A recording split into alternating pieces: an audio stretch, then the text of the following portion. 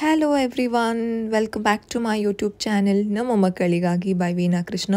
Good morning ಹೇಳಬೇಕು, good afternoon ಹೇಳಬೇಕು, good night ಹೇಳಬೇಕು ಗೊತ್ತಿಲ್ಲ. ನೀವು ಯಾವ ಟೈಮಲ್ಲಿ ನೋಡ್ತಿದ್ದೀರಾ ಆ ಒಂದು ಇದಕ್ಕೆ ಕನೆಕ್ಟ್ ಮಾಡ್ಕೊಳ್ಳಿ. ಆ್ಯಂಡ್ ಇವತ್ತಿನ ಒಂದು ವಿಡಿಯೋದಲ್ಲಿ ನಾನು ಪ್ರತಿಯೊಬ್ಬ ಪ್ರೆಗ್ನೆಂಟ್ ಲೇಡೀಸ್ಗಳು ಧರಿಸಬೇಕಾದಂತಹ ಒಂದು ವಸ್ತುನ ತೋರಿಸ್ತಾ ಇದ್ದೀನಿ. ಇದು ಪ್ರತಿಯೊಬ್ಬರೂ ಧರಿಸ್ಬೇಕು. ಇದನ್ನು ನಾನು ಅದಿತಿ ಫಸ್ಟ್ ಪ್ರೆಗ್ನೆನ್ಸಿಲೂ ಸಹ ಧರಿಸಿದ್ದೆ. ಈಗಲೂ ಸಹ ನಿನ್ನೆ ಪರ್ಚೇಸ್ ಮಾಡಿದ್ವಿ.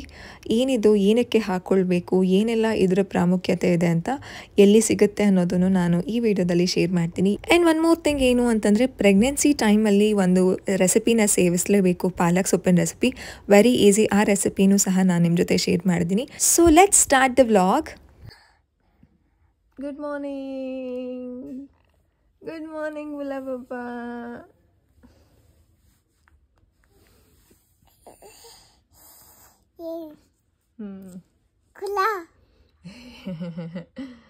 I love you so much. Rub hands ಮಾಡಿಬಿಡಿ.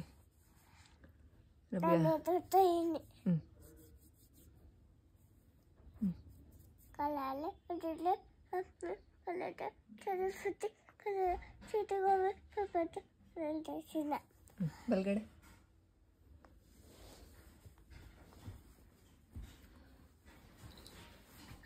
ಹಂಗ ಹಂಗ ಹಂಗ ಹಂಗ ಬಲ್ಗಡೆ ಎದ್ದೊಳೋದು, ಹಂಗ ಬಲ್ಗಡೆ ಎದ್ದೊಳೋದು. ಸರಿಯಾಗಿದ್ದೊಳಿ, ಸರಿಯಾಗಿದ್ದೊಳಿ. ಬಲ್ಗಡೆ ಎದ್ದೊಳಿ. Good job. ಈಗ ಗಣೇಶನ ಕೈ ಮುಗಿರಿ, ಈ ಕಡೆ ತಿರುಗಿ. ಗಣೇಶನ ಕೈ ಮುಗಿರಿ, ನಮಸ್ತೆ ಮಾಡಿ. ನಮಸ್ತೆ.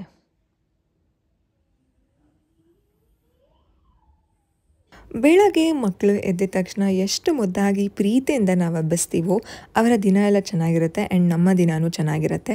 ಅದಿತಿ ಎದ್ದ ತಕ್ಷಣ ಪಾಟಿ ಮತ್ತು ಸೂಸು ಎಲ್ಲ ಮಾಡ್ತಾರೆ. ಆ್ಯಂಡ್ ಡೈರೆಕ್ಟ್ ನಾವು ಬರೋದು ಕಿಚನ್ಗೆ. ಆ್ಯಕ್ಚುಲಿ ನಾನು ಮುಂಚೆನೇ ಎದ್ದು ಅಡುಗೆಗೆ ಅಂತಂದರೆ ಬ್ರೇಕ್ಫಾಸ್ಟಿಗೆ ರೆಡಿ ಮಾಡ್ಕೊಳ್ತಿರ್ತೀನಿ. ಅದಿತಿ ಎದ್ದ ತಕ್ಷಣ ಕ್ರುವಿ ಕರೀತಾರೆ ನನ್ನ.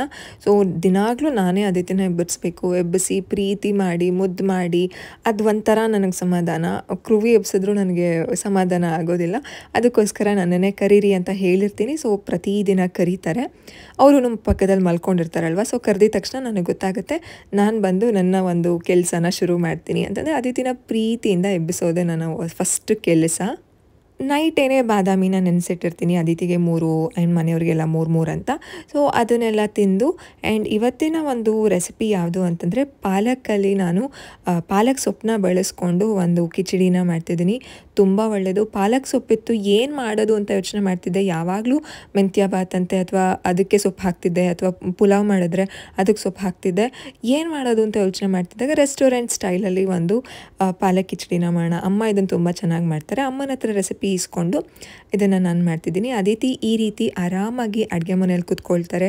ಯಾವುದೇ ರೀತಿ ರಗಳೆ ಮಾಡಲ್ಲ. ಕೆಲವೊಂದು ಸಲ ಕೆಳಗಡೆ ಇಳಿದ್ಬಿಟ್ಟು ಆಟಾಡ್ತೀನಿ ಅಂತ ಹೇಳ್ತಾರೆ.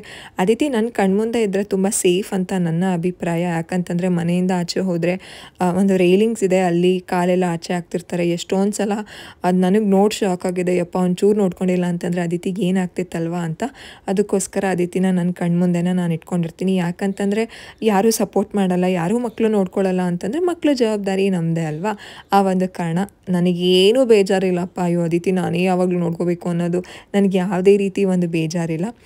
ಈ ರೀತಿ ಪಾಲಕ್ ಸೊಪ್ಪನ್ನ ನಾನು ಮುಂಚೆನೇ ತೊಳೆದು ಕ್ಲೀನಾಗಿ ನೆನೆಸಿಟ್ಕೊಂಡಿದ್ದೆ. ಅದನ್ನು ಕ್ಲೀನಾಗಿ ನೀರು ಹಾಕಿ ಬೇಯಿಸಿ ಅದನ್ನು ಒಂದು ಮಿಕ್ಸರ್ ಜಾರ್ಗೆ ಹಾಕ್ಕೊಂಡು ಒಂದು 4ರಿಂದ 5 ಗೋಡಂಬಿ ಹಾಕ್ಕೊಳ್ತಿದ್ದೀನಿ. ಒಗ್ಗರಣೆಗೆ ಆವಾಗಲೇ ತೋರಿಸ್ದಂಗೆ ಟೊಮ್ಯಾಟೊ, ಈರುಳ್ಳಿ, ಒಂದು ಸ್ವಲ್ಪ ಜೀರಿಗೆ ಆ್ಯಂಡ್ ಸಾಸಿವೆನ ಹಾಕ್ಕೊಂಡು ನಾನು ಒಗ್ಗರಣೆ ಹಾಕ್ಕೊಳ್ತಿದ್ದೀನಿ. ಆ್ಯಂಡ್ ಒಂದು 2 ಮೆಣಸಿನ್ಕಾಯಿ ಸಹ ಹಾಕ್ಕೊಳ್ತಿದ್ದೀನಿ. ಅದಿತಿ ಖಾರ ತಿನ್ನೋದ್ರಿಂದ ನನಗೇನು ಟ್ರಬಲ್ಲೇ ಇಲ್ಲ. ಅಯ್ಯೋ ಅದಿತಿಗೆ ಸಪ್ರೇಟ್ ಮಾಡಬೇಕು ಅಂತ. ನನ್ನ ಮಾಮಿಗೆ ಹೇಳ್ತಿರುತ್ತಲ್ಲ, ಅಯ್ಯೋ ಪಾಪ ಅದಿತಿಗೆ ಅವ್ರ ಫೇವ್ರೆಟ್ ಇಷ್ಟ, ಅವ್ರಿಗೆ ಶಾವಿಗೆ ಉಪ್ಪಿಟ್ಟು ಇಷ್ಟ. ನನಗೆ ಇವಾಗ ಶಾವಿಗೆ ಉಪ್ಪಿಟ್ಟು ಆಗ್ತಿಲ್ಲ, ನನ್ನ ಗಿಲ್ಟ್ ಕಾಡುತ್ತಲ್ಲ. ಅದಕ್ಕೋಸ್ಕರ ಅದಿತಿಗೆ ಸಪ್ರೇಟಾಗಿ ನಾನು ಮಾಡ್ಕೊಳ್ತೀನಿ. ಈ ರೀತಿ ಚೆನ್ನಾಗಿ ಅದು ಒಗ್ಗರಣೆ ಆದಮೇಲೆ ಪಾಲಕ್ ಸೊಪ್ಪು ರುಬ್ಕೊಂಡಿದ್ನಲ್ಲ ಅದನ್ನು ಹಾಕ್ಕೊಂಡಿದ್ದೀನಿ.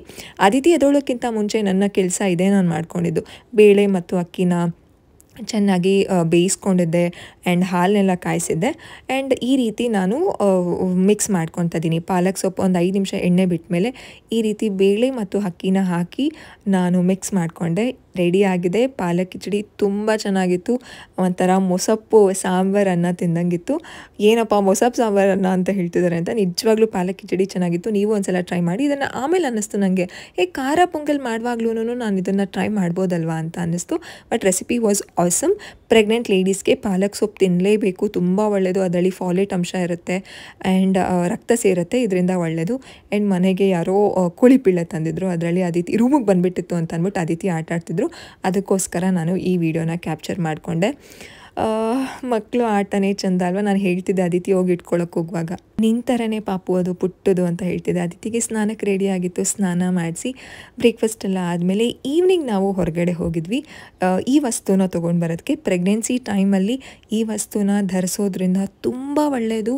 ಯಾವುದೇ ರೀತಿ ಅವರು ತೊಂದರೆಗೆ ಈಡಾಗೋದಿಲ್ಲ, ಏನೇ ತೊಂದರೆ ಬಂದರೂ ಪಾರು ಮಾಡುತ್ತೆ ಅನ್ನುವಂಥ ಒಂದು ನಂಬಿಕೆ ಇದೆ. ಇದು ನಾನು ಅದಿತಿ ಹೊಟ್ಟೆಯಲ್ಲಿದ್ದಾಗಲೂ ಸಹ ನಾನು ಇದನ್ನು ಹಾಕ್ಕೊಂಡಿದ್ದೆ. ಈ ಸಲನೂ ಗ್ರಂಥಿಗೆ ಅಂಗಡಿ ಹೋಗಿ ಒಳ್ಳೆ ದಿನ ಇದನ್ನು ನಾವು ಪರ್ಚೇಸ್ ಮಾಡಬೇಕು. ನಾನು ಪರ್ಚೇಸ್ ಮಾಡಿದ್ದು ಶುಕ್ರವಾರ. ಸೊ ಶುಕ್ರವಾರ ಪರ್ಚೇಸ್ ಮಾಡಿ ಇದನ್ನು ನಾನು ಶುಕ್ರವಾರ ಸಂಜೆನೇ ಬಂದು ಹಾಕ್ಕೊಂಡೆ. ಏನಿದು ಅಂತ ನಾನು ನೆಕ್ಸ್ಟ್ ತೋರಿಸ್ತೀನಿ. ಇದ್ರ ಹೆಸರು ನನಗೆ ಗೊತ್ತಿಲ್ಲ, ಬಟ್ ನಿಮಗೆ ನೋಡಿದ್ರೆ ಗೊತ್ತಾಗುತ್ತೆ. ಇದು ಗ್ರಂಥಿಗೆ ಅಂಗಡಿಯಲ್ಲಿ ಸಿಗುತ್ತೆ.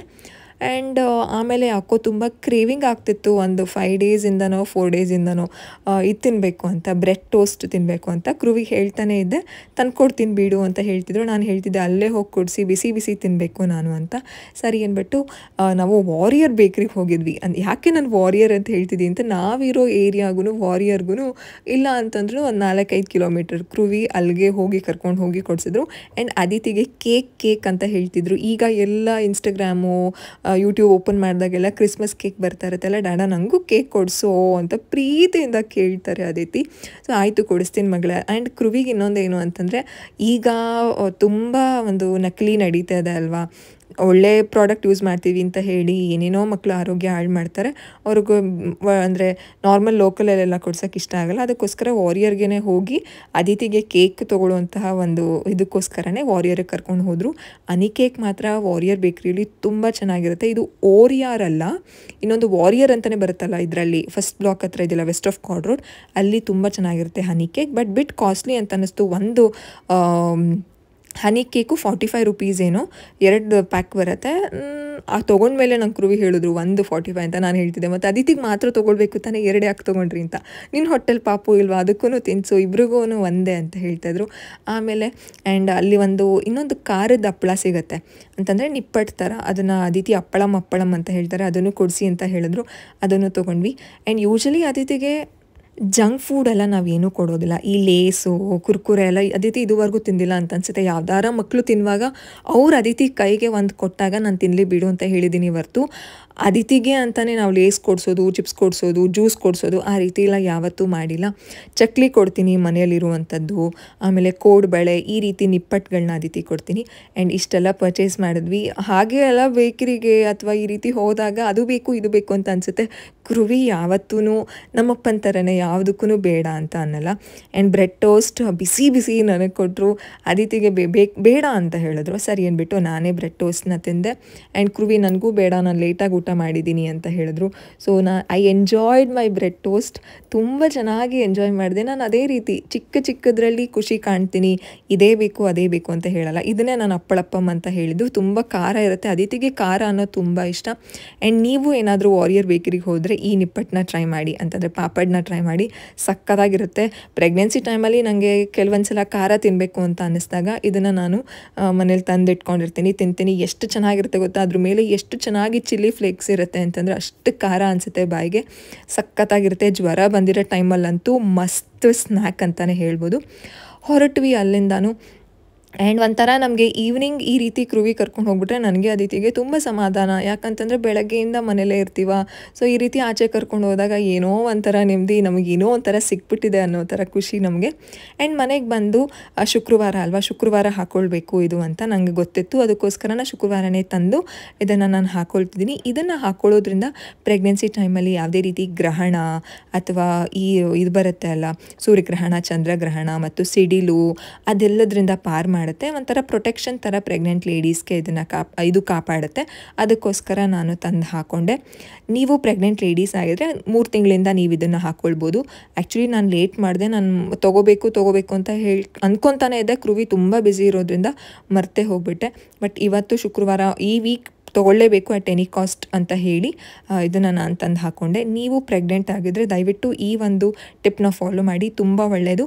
ಇದನ್ನು ಕಾಲಕ್ಕೆ ಹಾಕ್ಕೊಂಡ್ರೆ ಭಾರ ಅಂತಲೂ ಅನಿಸಲ್ಲ, ಹಾಕ್ಕೊಂಡಿದ್ದೀವಿ ಅಂತಲೂ ಅನಿಸಲ್ಲ, ಆರಾಮಾಗಿರುತ್ತೆ, ಏನು ಹಿಂಸೆ ಅಂತ ಅನಿಸಲ್ಲ.